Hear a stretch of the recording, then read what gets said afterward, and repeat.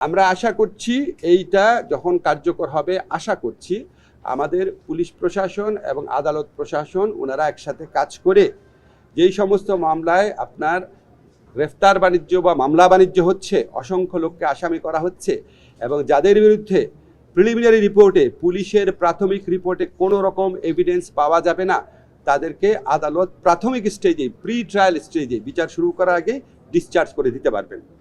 Discharge করে দিলে ভুয়া মামলা বা মামলা বাণিজ্য থেকে অনেক লোক আশা করি রেহাই পাবেন। এবং এইটা মানে এটা না যে তদন্ত থেমে থাকবে, তদন্ত থেকে যাদের বিরুদ্ধে কোনো রকম সাবস্ট্যান্টিভ এভিডেন্স নাই তাদেরকে মুক্ত করে দিবেন, ডিসচার্জ করে দিবেন, বাকিদের বিষয়ে তদন্ত চলতে থাকবে।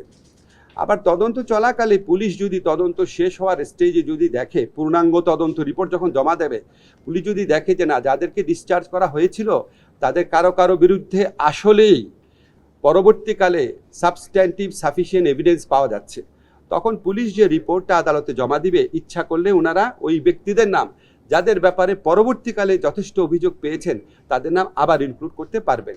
এই হচ্ছে আমাদের সংশোধনীটার বিষয়।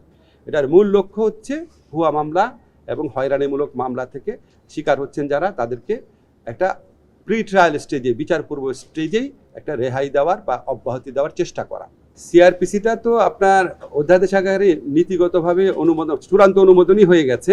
এখন আপনার চূড়ান্ত অনুমোদন হয়ে যাওয়ার পর আইন মন্ত্রণালয় লেজিসলেটিভ ড্রাফটিং যে উইং আছে সেখানে ভেটিংয়ের জন্য যায়। ভেটিংয়ের জন্য আপনার একদিন লাগবে, আমরা খুব দ্রুত কাজ করে দিই। আশা করি আগামীকাল গেজেট নোটিফিকেশন হয়ে যাবে, তার মানে আগামীকাল থেকে কার্যকর হবে।